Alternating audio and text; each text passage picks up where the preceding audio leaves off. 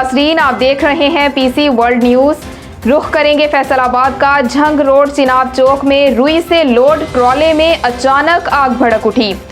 हमारे city reporter Abdul Hammad की तफसीलात के मुताबिक फैसलाबाद झंग रोड चिनाब चौक में रुई से लोड ट्रॉले में अचानक आग लग गई। ट्रॉले में लदी हुई रुई जलकर खाकस्तर बन गई।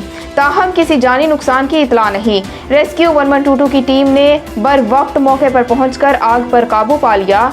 सिर्फ माली नुकसान हुआ।